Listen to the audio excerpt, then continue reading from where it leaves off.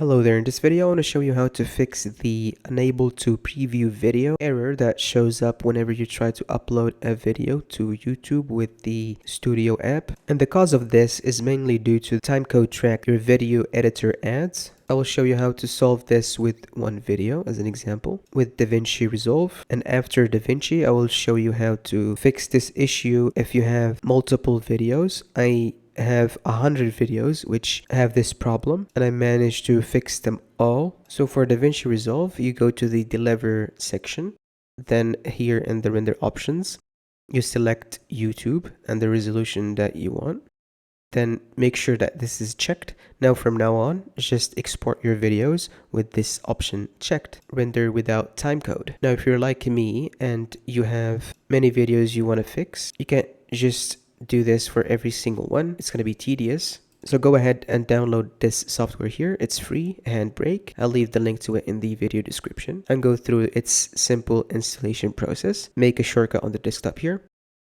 Then go ahead and open it. Now this is the folder that I have that has more than 100 videos. Now you can either select here the folder that you want or multiple files. I'll just drag and drop the folder that contains all of the videos. Now this process is going to take a while for it to load all the videos. I'll skip ahead. Then from here, we select these options, web optimized. For the resolution here, we select none, so it doesn't scale down. And for cropping, we select none, so it doesn't crop our video. Here we leave it as it is. The frame rate will select the same as source.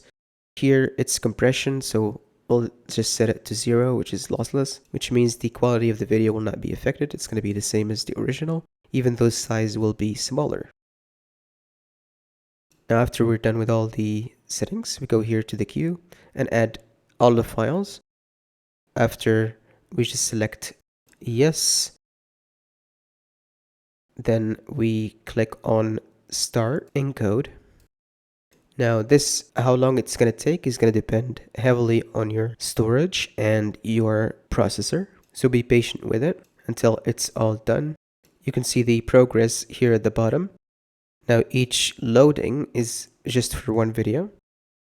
After it's all done, as you can see here, when we go to upload one of the videos that we re-encoded, it's going to treat it as normal and it's all fixed. So hope this video helped you out. And peace out.